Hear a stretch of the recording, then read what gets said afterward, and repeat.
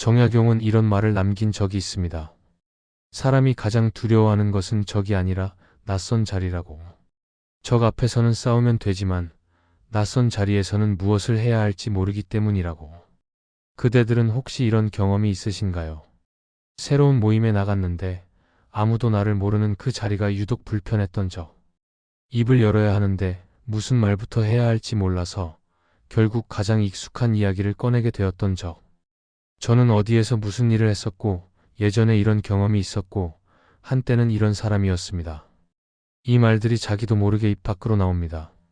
우리는 보통 이렇게 생각합니다. 자기소개를 잘해야 좋은 인상을 준다고. 상대에게 나라는 사람을 알리려면 내가 어떤 사람인지 설명해야 한다고. 그래서 준비합니다. 내가 가진 것들, 내가 이뤄낸 것들, 내가 겪어온 것들을 정리해서 꺼내놓습니다. 그런데 문제가 있습니다. 그렇게 꺼내놓는 것은 자기소개가 아니라 과거 소개입니다. 지금의 내가 아니라 예전의 내가 그 자리에 앉아 있는 것입니다. 왜 그럴까요? 지금의 나는 막막하기 때문입니다. 지금의 나는 아직 증명되지 않았고 확인되지 않았고 정리되지 않았습니다. 반면 과거의 나는 이미 결과가 나와 있습니다. 성공이든 실패든 명확한 서사가 있습니다. 그래서 낯선 자리에서 사람은 본능적으로 과거의 서사에 기댑니다. 그것이 자기를 설명하는 가장 안전한 방법이라고 느끼기 때문입니다. 정약용에게도 그런 시절이 있었습니다. 강진으로 유배를 떠났을 때 그의 이름 앞에 붙어있던 직함들이 모두 사라졌습니다. 정조 임금의 신임을 받던 관리, 수원 화성을 설계한 학자, 조정에서 이름을 날리던 신진 관료. 유배지에 도착한 순간 그 모든 것이 의미를 잃었습니다. 마을 사람들에게 정약용은 그저 한양에서 쫓겨온 죄인이었습니다. 그때 정약용이 처음 한 일은 무엇이었을까요? 자신이 누구였는지를 말하는 것이었습니다. 나는 이런 벼슬을 지냈고, 이런 학문을 했고, 이런 일을 해낸 사람이라고. 그러나 마을 사람들은 관심이 없었습니다. 그들에게 중요한 것은 이 사람이 과거에 무엇을 했느냐가 아니라 지금 어떤 사람이냐였습니다. 이것은 200여 년 전의 이야기이지만 오늘날에도 똑같이 반복됩니다. 새로운 동호회에 나가서 자기가 다니던 대기업 이름을 먼저 꺼내는 사람이 있습니다. 이혼 후 새로운 사람을 만났는데 전 배우자 이야기를 계속하는 사람이 있습니다. 은퇴 후 모임에 나갔는데 현직 시절 직급을 소개하는 사람이 있습니다. 이들은 모두 새로운 관계를 시작하고 싶어서 그 자리에 왔습니다. 그런데 정작 그 자리에 내놓는 것은 새로운 자기가 아니라 옛날의 자기입니다. 여기서 한 가지 의문이 생깁니다. 과거의 나를 꺼내는 것이 왜 문제일까요? 그것도 나의 일부인데 자연스러운 것 아닐까요? 맞습니다. 과거는 분명 나의 일부입니다. 그러나 과거가 나의 전부가 되는 순간 현재의 내가 설 자리가 사라집니다. 그리고 그 좁아진 자리 위에서는 새로운 관계가 자랄 공간이 없습니다. 과거의 나를 놓지 못하는 진짜 이유는 무엇일까요? 그것은 과거가 좋아서가 아니라 지금의 내가 불안하기 때문입니다. 그 불안의 실체를 들여다보지 않으면 우리는 평생 새로운 사람 앞에서 옛날의 나를 반복하게 됩니다. 낯선 사람 앞에 서면 사람은 무의식적으로 자기를 보호할 무언가를 찾습니다. 그 무언가가 바로 과거입니다. 과거의 직함, 과거의 성취, 과거의 경험. 이것들은 갑옷과 같습니다. 입으면 단단해 보이고 상대에게 나를 함부로 대하지 말라는 신호를 보낼 수 있습니다. 그런데 갑옷에는 치명적인 단점이 있습니다. 상대의 공격을 막아주지만 동시에 상대의 손길도 막아버린다는 것입니다. 사람이 새로운 관계에서 과거를 꺼내는 심리적 구조는 이렇습니다. 먼저 불안이 있습니다. 이 사람이 나를 어떻게 볼까? 나를 무시하면 어떡하지? 내가 별 볼 일 없는 사람으로 보이면 어떡하지? 이 불안은 매우 자연스러운 감정입니다. 누구나 느낍니다. 문제는 이 불안에 대처하는 방식입니다. 불안할 때 사람은 검증된 무기를 찾습니다. 그리고 가장 검증된 무기는 이미 확인된 과거의 자기입니다. 나는 이런 일을 해냈다. 나는 이런 자리에 있었다. 나는 이런 것을 견뎌냈다. 이 말들은 사실 상대에게 하는 말이 아닙니다. 자기 자신에게 하는 말입니다. 나는 괜찮은 사람이라고, 나는 여기 있을 자격이 있다고 스스로를 안심시키는 주문입니다. 정양용이 유배 초기에 보여준 모습이 바로 이것이었습니다. 강진에 도착한 그는 마을의 작은 주막에서 지내야 했습니다. 한양에서 관복을 입고 대궐을 드나들던 사람이 좁은 방 한 칸에서 죄인의 신분으로 살아야 했습니다. 그때 정양용은 자기가 누구였는지를 놓지 못했습니다. 편지를 쓸 때면 자신의 학문적 업적을 언급했고 마을 사람과 이야기할 때도 자신이 설계에 참여한 화성 이야기를 꺼내곤 했습니다. 그것은 자랑이 아니었습니다. 생존이었습니다. 과거의 자기라도 붙잡지 않으면 지금의 자기가 아무것도 아닌 존재로 무너져 내릴 것 같았기 때문입니다. 이 심리는 오늘날에도 정확히 같은 방식으로 작동합니다. 퇴직한 뒤 새로운 모임에 나간 사람이 자기 전 직장과 직급을 소개하는 것은 그것 없이는 자기가 누구인지 설명할 수 없기 때문입니다. 이혼 후 새로운 사람을 만난 자리에서 전 배우자의 잘못을 늘어놓는 것은 관계의 실패가 자기 탓이 아니었음을 증명하고 싶기 때문입니다. 사업에 실패한 뒤 옛 동료를 만나 과거의 전성기를 이야기하는 것은 그 시절에 자기만이 인정받을 수 있는 자기라고 믿기 때문입니다. 그러나 갑옷은 오래 입으면 몸에 붙습니다. 처음에는 필요에 의해 입었지만 시간이 지나면 벗을 수 없게 됩니다. 과거의 성취가 자기 정체성의 핵심이 되어버리면 그 성취 없이는 자기가 누구인지 알 수 없게 됩니다. 과거의 상처가 자기 이야기의 전부가 되어버리면 그 상처 없이는 자기를 설명할 수 없게 됩니다. 이것이 과거라는 갑옷의 진짜 위험입니다. 보호해주는 것 같지만 실은 가두고 있는 것입니다. 새로운 사람을 만나는 것은 상대를 아는 일이 아니라 나를 다시 시작하는 일입니다. 정양용이 이 사실을 깨닫기까지는 오랜 시간이 걸렸습니다. 유배 초기에 그는 과거의 갑옷 안에 갇혀 있었습니다. 그러나 세월이 흐르면서 그 갑옷이 자기를 보호하는 것이 아니라 고립시키고 있다는 것을 알게 되었습니다. 마을 사람들은 그의 과거에 관심이 없었습니다. 그들이 알고 싶었던 것은 단 하나였습니다. 이 사람은 지금 어떤 사람인가? 과거를 벗어야 현재의 자기가 보인다는 것을 정양용은 유배라는 극한의 상황에서 배운 것입니다. 새로운 자리에서 과거를 꺼내는 방식은 크게 두 가지로 나뉩니다. 하나는 성공을 앞세우는 방식이고 다른 하나는 상처를 앞세우는 방식입니다. 얼핏 보면 전혀 다른 것 같지만 그 뿌리는 같은 곳에 닿아 있습니다. 성공을 말하는 사람은 이렇게 시작합니다. 자연스러운 듯 과거의 직함을 흘리고 알만한 사람의 이름을 슬쩍 언급하고 자기가 이룬 일들을 겸손한 척 꺼내놓습니다.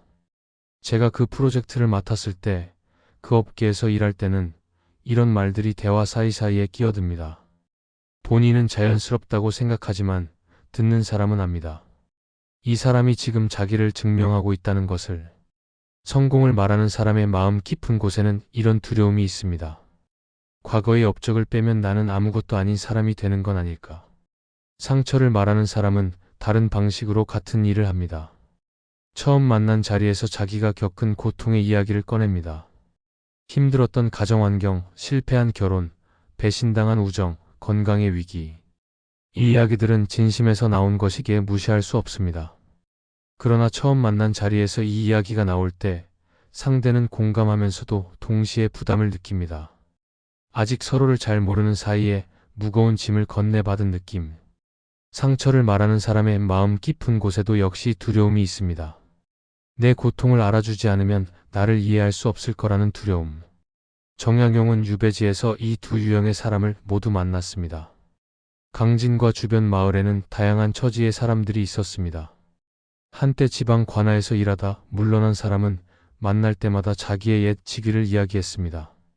정양용은 처음에는 고개를 끄덕여 주었지만 시간이 지나면서 그 사람과의 대화가 점점 힘들어졌습니다. 대화가 항상 과거로 돌아갔기 때문입니다. 지금 이야기를 하다가도 어느새 예전으로 돌아가고 새로운 화제를 꺼내도 결국 옛 시절의 이야기로 마무리되었습니다. 한편 마을에는 젊은 시절의 실패를 놓지 못하는 농부도 있었습니다. 그 농부는 만나는 사람마다 자기가 얼마나 억울하게 땅을 빼앗겼는지를 이야기했습니다. 사람들은 처음에는 동정했지만 같은 이야기가 반복되자 하나둘 그에게서 멀어졌습니다. 정양용은 이 두 사람을 보면서 자기 자신을 돌아보았습니다. 나도 다르지 않았다는 것을 인정해야 했습니다. 유배 초기에 자기도 과거의 관직 경험을 꺼내며 마을 사람들에게 자기를 설명하려 했었으니까요. 정약용은 깨달았습니다. 성공을 말하든 상처를 말하든 과거를 앞세우는 사람은 현재의 자기를 숨기고 있는 것이라는 사실을, 그리고 현재의 자기를 숨기는 한 새로운 관계는 시작될 수 없다는 사실을. 두 유형 모두에게 일어나는 일은 같습니다. 상대가 만나는 것은 지금의 이 사람이 아니라 과거의 이야기입니다. 관계가 이야기 위에 세워지면 그 이야기가 끝나는 순간 관계도 흔들립니다. 성공담이 더 이상 새롭지 않을 때, 상처의 이야기에 상대가 지칠 때 남는 것은 공허함입니다. 왜냐하면 두 사람 사이에 과거의 이야기만 있었을 뿐 현재의 교류가 없었기 때문입니다. 과거의 나로 시작한 관계는 과거 속에 갇힙니다. 그 관계 안에서 새로운 내가 자랄 공간은 없습니다. 여기서 시선을 한번 돌려보겠습니다. 지금까지는 과거를 꺼내는 사람의 마음을 들여다보았습니다. 이번에는 그 맞은편에 앉아있는 사람의 마음을 살펴볼 차례입니다. 새로운 관계에서 상대가 진짜로 궁금해하는 것은 무엇일까요? 처음 만난 자리에서 누군가가 자기 이야기를 시작합니다. 예전에 어떤 회사에서 일했고, 어떤 성과를 냈고, 어떤 사람들과 알고 지냈다고. 듣는 사람은 고개를 끄덕입니다. 대단하시네요, 멋지시네요. 예의 바르게 반응합니다. 그런데 속으로는 다른 생각을 하고 있습니다. 그건 알겠는데 지금 이 사람은 어떤 사람이지? 이 사람과 이야기하면 재미있을까? 이 사람은 지금 무엇에 관심이 있을까? 상대가 알고 싶은 것은 이력서가 아닙니다. 지금 이 순간 눈앞에 앉아있는 사람의 온도입니다. 이것은 상처를 꺼내는 경우에도 마찬가지입니다. 처음 만난 사람이 자신의 힘들었던 과거를 이야기하면 듣는 사람은 진심으로 공감하려 합니다. 그러나 그 이야기가 길어지면 마음속에 미묘한 부담이 쌓입니다. 아직 서로를 잘 모르는데 이렇게 무거운 이야기를 듣고 있어야 하나? 나는 이 사람에게 어떤 반응을 해줘야 하는 걸까? 이 부담은 공감의 반대가 아닙니다. 아직 준비가 되지 않은 상태에서 깊은 감정을 받아야 하는 데서 오는 자연스러운 반응입니다. 정약용이 유배지에서 마을 사람들과 처음 관계를 맺을 때 마을 사람들이 그에게 원했던 것은 한양의 소식도 학문적 가르침도 아니었습니다. 그저 함께 차를 마시며 오늘 날씨에 대해 이야기할 수 있는 사람이었습니다. 올해 농사가 어떨지 걱정을 나눌 수 있는 사람이었습니다. 정약용의 과거는 마을 사람들에게 아무 의미가 없었습니다. 그들에게 필요한 것은 지금 이 마을에 함께 있는 한 사람이었을 뿐입니다. 이것이 새로운 관계의 진실입니다. 상대가 만나고 싶은 것은 과거의 화려한 이력도, 과거의 슬픈 서사도 아닙니다. 지금 여기 앉아있는 사람의 표정, 말투, 웃음, 관심, 반응. 이것들이 관계의 첫인상을 만듭니다. 그런데 과거 이야기가 그 자리를 차지하면 상대는 지금의 나를 볼 수 없습니다. 내가 직접 가려버렸으니까요. 새로운 사람을 만나는 것은 상대를 아는 일이 아니라 나를 다시 시작하는 일입니다. 그런데 과거를 먼저 꺼내는 순간 다시 시작하는 일은 일어나지 않습니다. 과거를 반복하는 일이 될 뿐입니다. 한 가지 장면을 떠올려 봅니다. 은퇴 후 등산 동호회에 처음 나간 60대 남성이 있었습니다. 자기소개 시간에 그는 습관적으로 말했습니다. 전 모 기업에서 임원으로 30년 넘게 일했습니다. 사람들은 예의 바르게 인사했습니다. 그런데 산을 오르는 동안 그와 이야기를 나누고 싶어하는 사람이 없었습니다. 다음 모임에도 나갔지만 분위기는 비슷했습니다. 반면 같은 날 처음 온 다른 사람은 이렇게 자기소개를 했습니다. 산은 처음인데 오늘 많이 배워가겠습니다. 사람들이 그에게 먼저 다가갔습니다. 두 사람의 차이는 능력이 아니었습니다. 한 사람은 과거를 내밀었고 다른 사람은 지금을 내밀었습니다. 사람들은 과거가 아닌 지금에 반응합니다. 정약용의 유배 생활은 단순히 자유를 빼앗긴 것이 아니었습니다. 자기 자신을 빼앗긴 것이었습니다. 한양에서의 정약용은 정조의 총애를 받는 학자이자 관료였습니다. 사람들은 그를 직함으로 불렀고 그의 말에 귀를 기울였고 그의 의견은 정책이 되었습니다. 그런데 유배지에 도착하는 순간 그 모든 것이 사라졌습니다. 직함도 권위도 사람들의 존경도. 남은 것은 낡은 옷을 입은 한 사람뿐이었습니다. 유배 초기 정약용은 자기 과거에 매달렸습니다. 이것은 약함이 아니라 자연스러운 반응이었습니다. 수십 년간 자기를 정의해온 것들이 하루아침에 사라졌으니 그것을 붙잡으려 하는 것은 당연한 일이었습니다. 제자들에게 편지를 쓸 때면 자신의 학문적 성과를 언급했고, 마을 사람들과 대화할 때면 자신이 참여했던 국가사업을 이야기했습니다. 그러나 그 이야기에 반응하는 사람은 거의 없었습니다. 마을 사람들에게 수원화성은 먼 세상의 일이었고, 조정의 정치는 자기 삶과 무관한 이야기였습니다. 정약용의 과거는 이곳에서 아무런 힘이 없었습니다. 그 무력감이 정약용을 변화시켰습니다. 과거가 통하지 않는 자리에서 그는 선택의 기로에 놓였습니다. 과거를 계속 움켜쥔 채 고립될 것인가, 아니면 과거를 내려놓고 지금의 자기로 이 자리에 설 것인가. 정약용은 후자를 택했습니다. 물론 하루아침에 일어난 변화는 아니었습니다. 오랜 시간에 걸친 느린 전환이었습니다. 그 전환의 계기가 된 것은 작은 일들이었습니다. 마을의 아이들이 정약용에게 글자를 가르쳐 달라고 찾아왔을 때 정약용은 학자로서가 아니라 그저 그를 아는 이웃으로서 아이들 옆에 앉았습니다. 농부가 밭에서 일하다 허리를 다쳤을 때 정약용은 약재에 대한 지식을 꺼내 도움을 주었습니다. 그것은 관료의 행동이 아니었습니다. 한 사람의 행동이었습니다. 이렇게 작은 접촉들이 쌓이면서 마을 사람들은 정약용을 직함이 아닌 사람으로 받아들이기 시작했습니다. 그리고 정약용 자신도 직함 없는 자기를 조금씩 받아들이기 시작했습니다. 여기서 중요한 것이 있습니다. 과거를 놓는다는 것은 과거를 부정하는 것이 아닙니다. 정약용은 자신의 학문적 성취를 버린 것이 아닙니다. 오히려 그 지식과 경험을 유배지에서 새로운 방식으로 활용했습니다. 목민심서도, 경세유표도, 그의 위대한 저술들은 모두 유배지에서 탄생했습니다. 과거의 지식이 바탕이 되었지만 그것을 자기 증명의 도구가 아니라 현재의 삶을 위한 자원으로 바꾸었을 때 비로소 새로운 것이 태어난 것입니다. 과거를 놓는다는 것은 과거가 현재의 자리를 차지하지 않도록 한 발 뒤로 물려놓는 것입니다. 과거는 내 뒤에 서 있어야 합니다. 내 앞에 서서 현재의 나를 가려서는 안 됩니다. 정약용은 유배라는 극단적인 상황에서 이 진리를 몸으로 배웠습니다. 과거의 자기가 물러나자 현재의 자기가 비로소 보이기 시작했습니다. 그리고 그 현재의 자기가 마을 사람들과 제자들과 그리고 자기 자신과 새로운 관계를 맺을 수 있었습니다. 새로운 사람을 만나는 것은 상대를 아는 일이 아니라 나를 다시 시작하는 일입니다. 정약용은 유배지에서 자기를 다시 시작했습니다. 그것은 고통스러운 과정이었지만 동시에 그의 생애에서 가장 풍요로운 시간이 되었습니다. 어떤 사람들은 새로운 사람을 만나도 같은 관계를 반복합니다. 연애를 해도 매번 비슷한 유형의 사람을 만나고 비슷한 지점에서 갈등하고 비슷한 이유로 헤어집니다. 친구를 사귀어도 매번 같은 패턴이 나타납니다. 처음에는 가까워지다가 어느 순간 서운함이 쌓이고 결국 거리를 두게 됩니다. 상대가 바뀌었는데 결과가 같다면 문제는 상대에게 있지 않습니다. 나에게 있습니다. 정확히 말하면 내가 가지고 있는 관계의 틀에 있습니다. 이 틀은 대부분 과거에서 만들어집니다.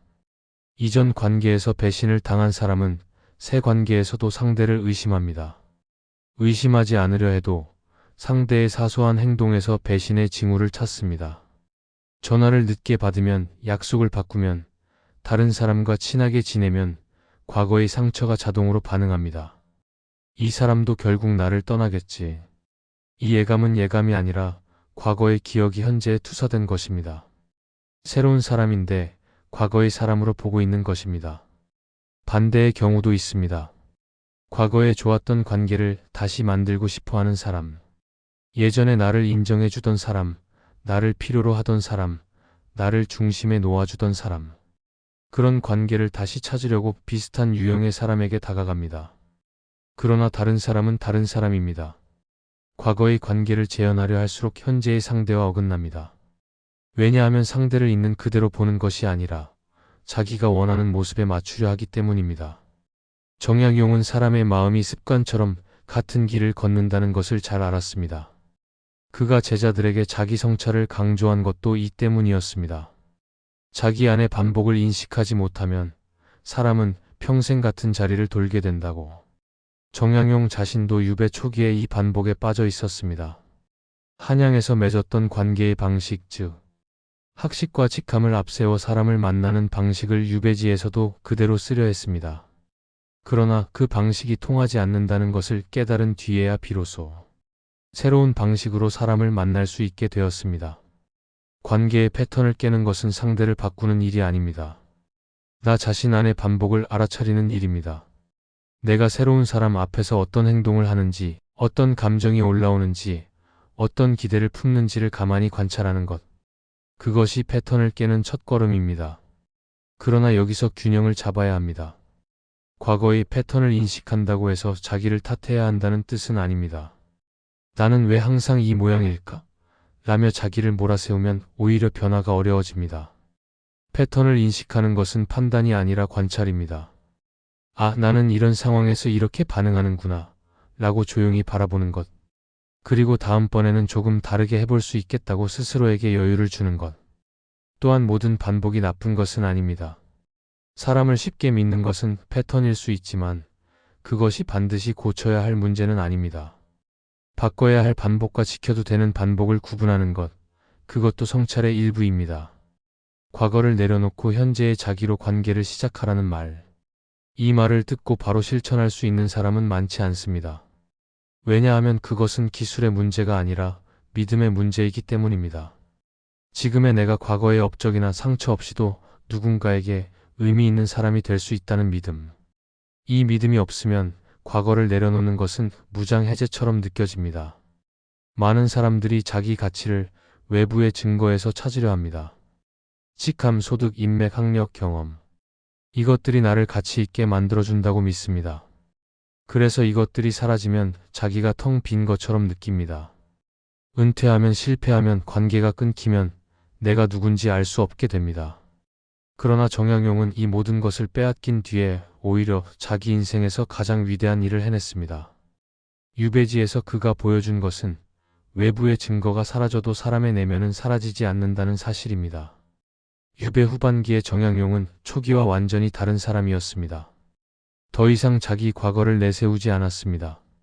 마을 사람들과 자연스럽게 어울렸고 제자들과는 학문뿐 아니라 일상의 소소한 이야기를 나누었습니다. 차를 함께 마시며 계절의 변화를 이야기하고 밭에서 돌아온 농부와 올해 수확에 대해 걱정을 나누었습니다. 직함도 권위도 없이 그저 한 사람으로서 다른 사람들 곁에 있었습니다. 그런데 놀라운 일이 일어났습니다. 사람들이 오히려 더 가까이 다가왔습니다. 과거를 앞세우던 시절에는 존경은 받았을지 모르나 친밀함은 없었습니다. 그러나 지금의 자기로 서 있을 때 사람들은 그 곁에 머물고 싶어 했습니다. 이것이 지금의 나로 충분하다는 것의 의미입니다. 충분하다는 것은 완벽하다는 뜻이 아닙니다. 부족함이 없다는 뜻도 아닙니다. 지금의 내가 가진 것, 지금의 내가 느끼는 것, 지금의 내가 할 수 있는 것으로 이 자리에 서도 된다는 허락을 자기 자신에게 주는 것입니다. 그 허락이 있을 때 사람은 비로소 과거라는 갑옷을 벗고 맨몸으로 상대 앞에 설 수 있습니다. 오늘 바로 시작할 수 있는 작은 연습이 있습니다. 새로운 사람을 만났을 때 과거형 문장 대신 현재형 문장으로 자기를 소개해보는 것입니다. 저는 이런 일을 했었습니다. 대신 요즘 이런 것에 관심이 있습니다. 예전에 이런 경험이 있었습니다. 대신 지금은 이런 것을 배우고 있습니다. 문장 하나를 바꾸는 것뿐인데 그 문장이 바뀌면 자기 안의 무게중심도 조금씩 이동합니다. 또 한 가지. 상대의 이야기를 들을 때 그 사람의 과거보다 지금의 관심을 보여주는 것입니다. 요즘은 어떻게 지내세요? 라는 질문 하나가 상대에게 현재의 자기로 있어도 된다는 신호를 보냅니다. 내가 먼저 현재의 나를 내밀면 상대도 현재의 자기를 꺼내기가 한결 쉬워집니다. 새로운 사람을 만나는 것은 상대를 아는 일이 아니라 나를 다시 시작하는 일입니다. 그리고 다시 시작하는 데에 필요한 것은 대단한 용기가 아닙니다. 지금의 나로도 괜찮다는 작고 조용한 믿음 하나입니다. 처음에 이런 질문을 드렸습니다.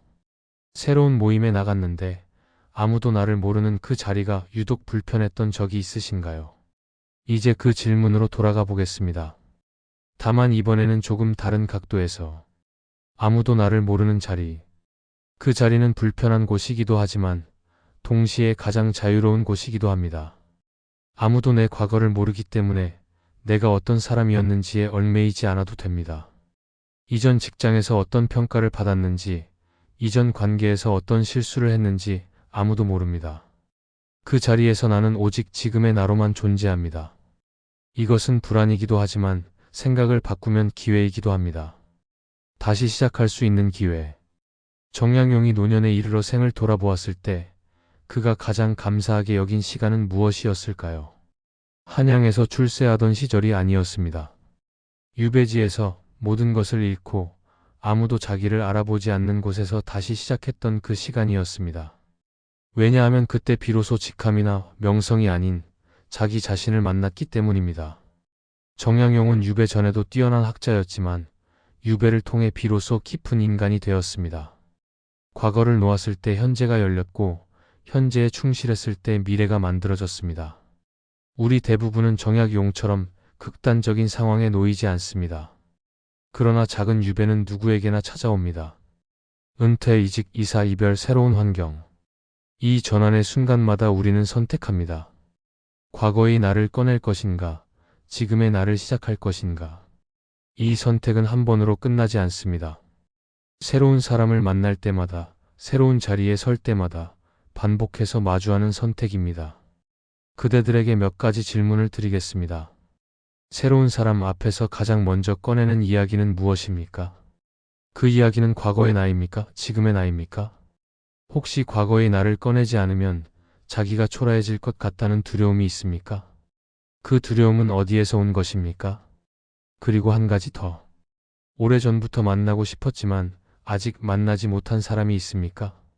그 사람은 어쩌면 밖에 있는 누군가가 아니라 과거의 갑옷 아래 숨어있는 지금의 자기 자신일지도 모릅니다. 오늘 작은 것 하나를 해보시면 어떨까요? 다음에 누군가를 새로 만날 때 과거형 문장 하나를 줄이고 현재형 문장 하나를 늘려보는 것입니다. 나는 이런 사람이었다. 대신 나는 요즘 이런 것이 좋다. 이 작은 변화가 상대에게는 큰 차이로 느껴질 것입니다. 그리고 무엇보다 자기 자신에게 가장 큰 차이를 만들어줄 것입니다. 새로운 사람을 만나는 것은 상대를 아는 일이 아니라 나를 다시 시작하는 일입니다. 그리고 나를 다시 시작한다는 것은 과거의 나를 버리는 것이 아니라 지금의 나에게 자리를 내어주는 것입니다.